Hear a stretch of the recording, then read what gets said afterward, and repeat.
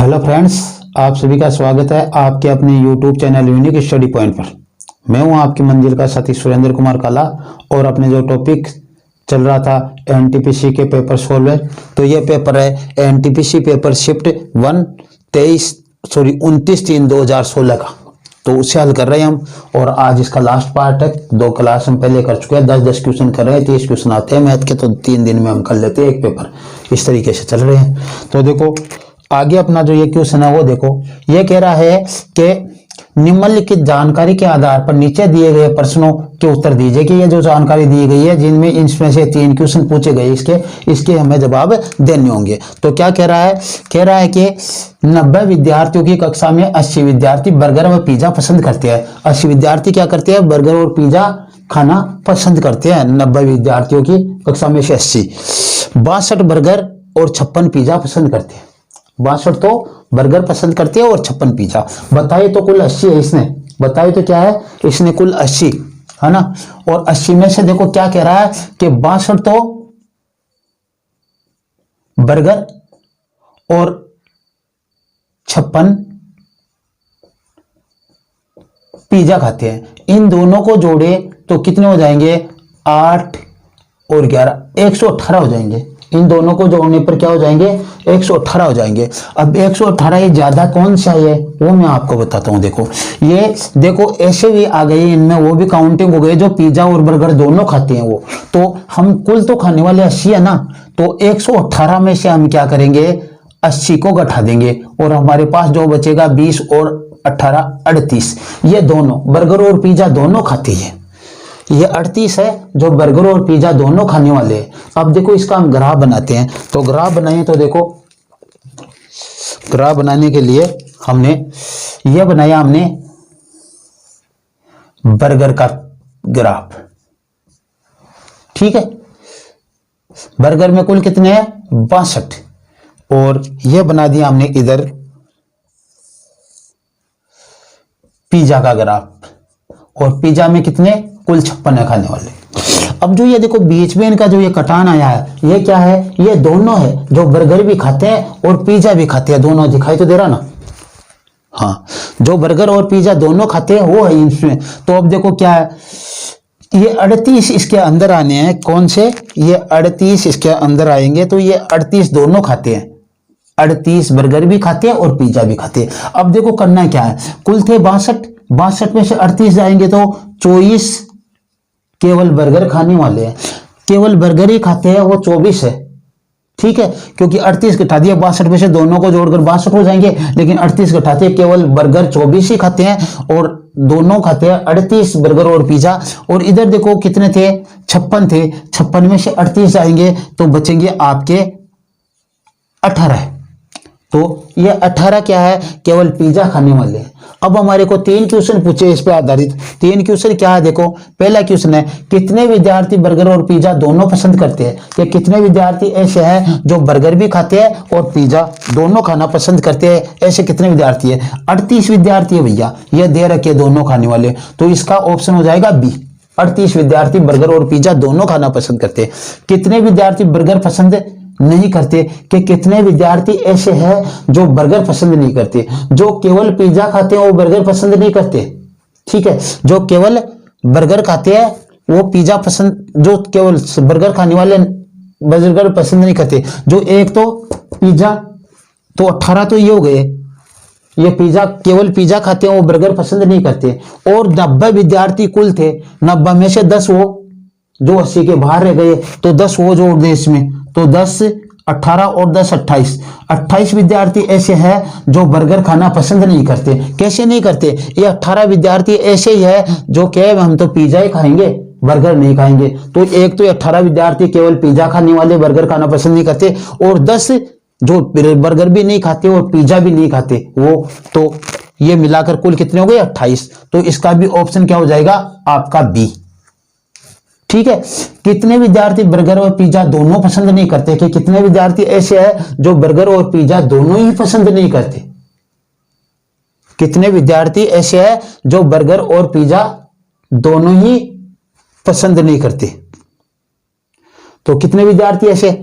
ये तो कुल तो 80 हो गए, कुल 90 थे, 90 10 बचे, 10 विद्यार्थी बर्गर और पिज्जा खाना पसंद नहीं करते। बाकी ये तो खाना पसंद ही करते, कुछ बर्गर खाना पसंद करते, कुछ पिज्जा खाना पसंद करते, कुछ दोनों ही खाना पसंद करते। लेकिन कितने कितने विद्यार्थी ऐसे हैं जो ना ही तो बर्गर खाते हैं और ना ही पिज्जा खाते हैं। तो वो तो 80 तो आ गए भैया 90 में से, और 90 में से 80 घटा दो जो ये है, और बच गए कितने 10 विद्यार्थी ऐसे हैं जो बर्गर और पिज्जा दोनों ही खाना पसंद नहीं करते।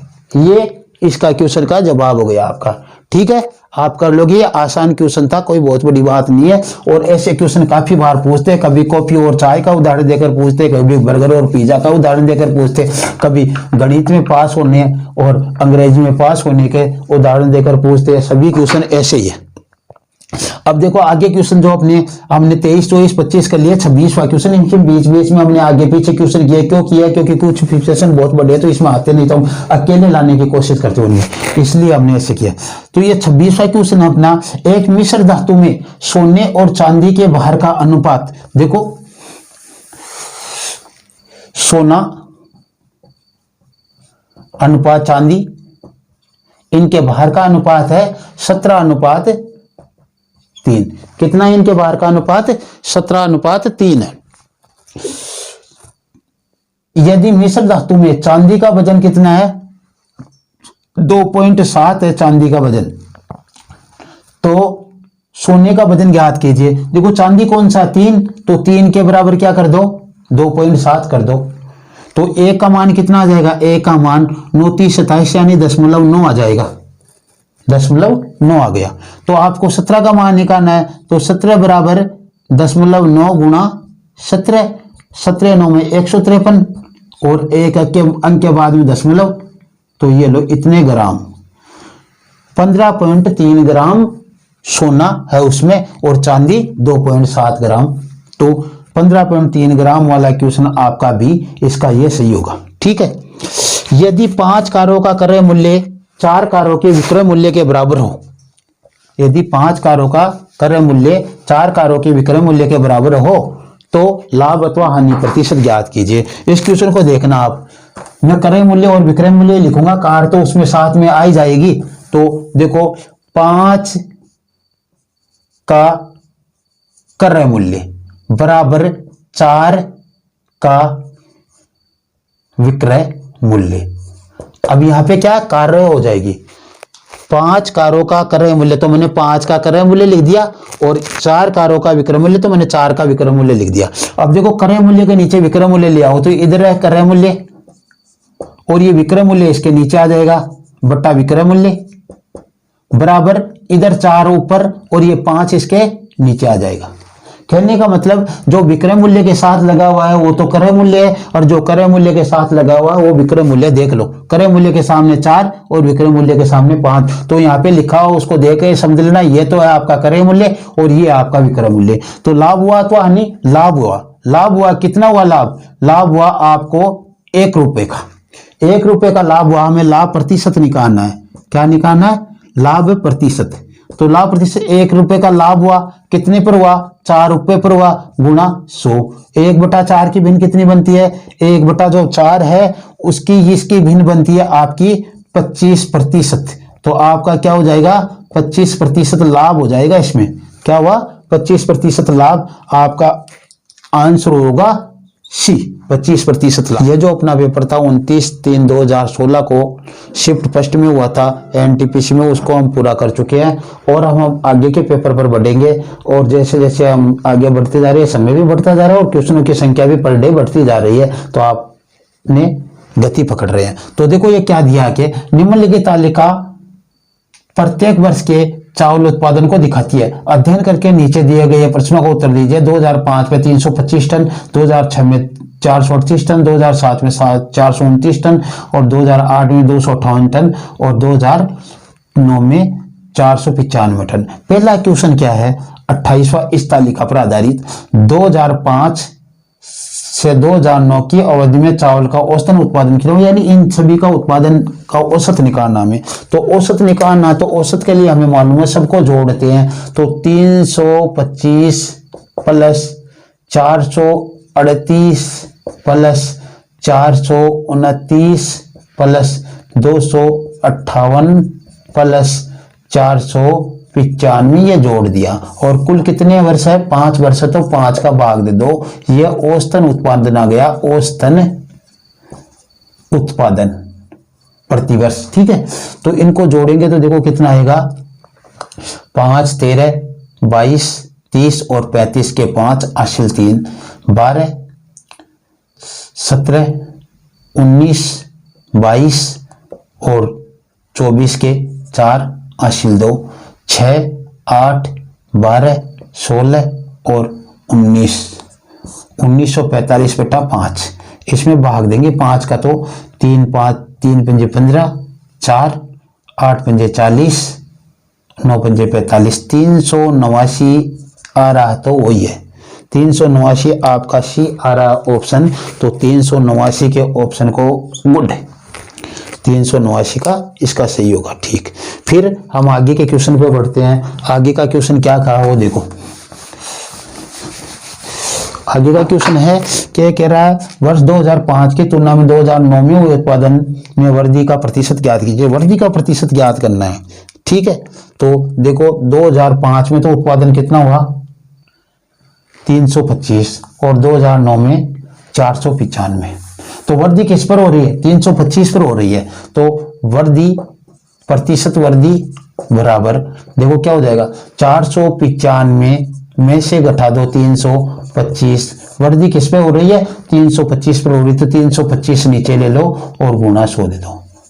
कमी के लिए पूछता तो ये नीचे आता, फिर क्या हुआ देखो, इसको घटाएंगे तो 0, 7 और 170 बट्टा 325 गुना 100।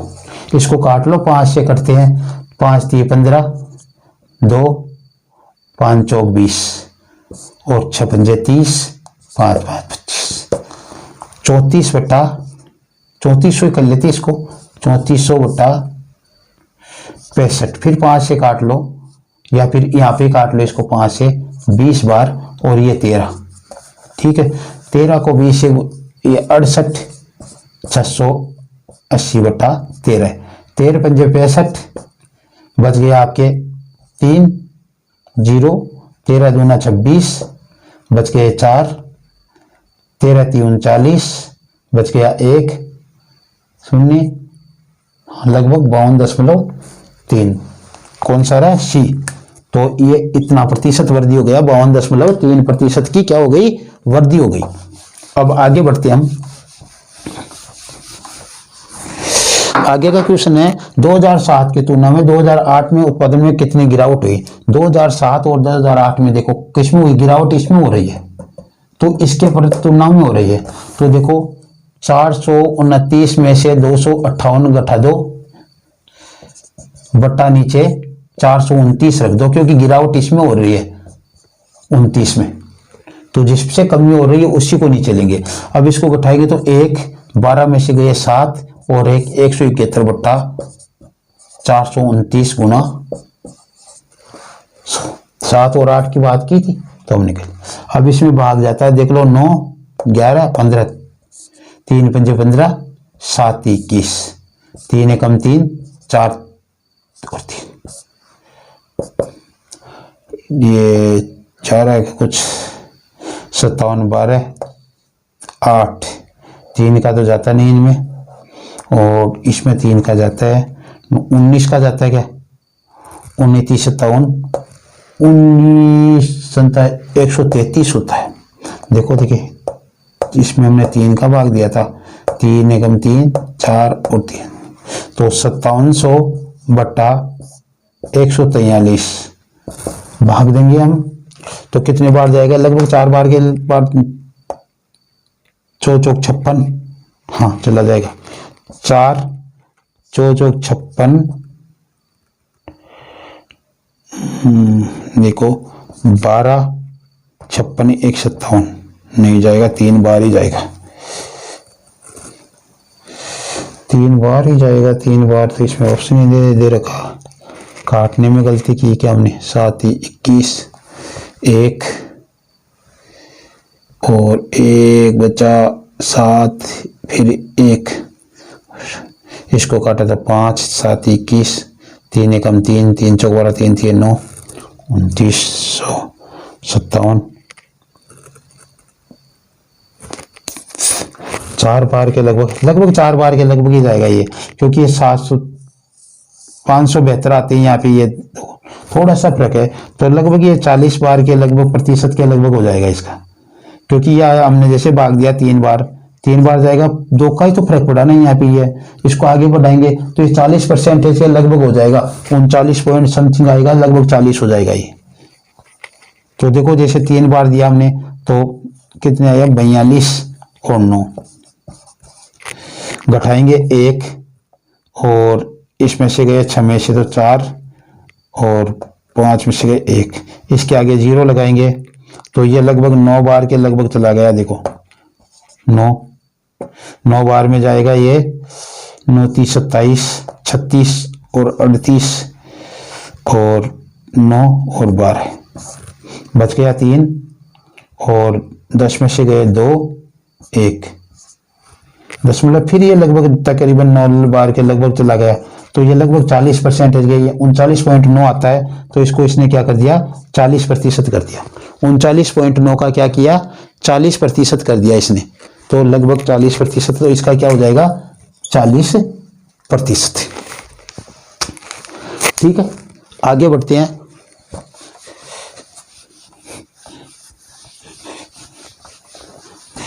आगे लास्ट क्वेश्चन आज का जो कह रहा है कि प्रथम 6 अभाज्य संख्याओं का माध्य ज्ञात कीजिए। प्रथम 6 अभाज्य संख्या 2 से शुरू होती है, 2 + 3 + 5 + 7 + 9 नहीं आएगी, 11 और +13 बट्टा 6, जोड़ो इनको, 24 31 36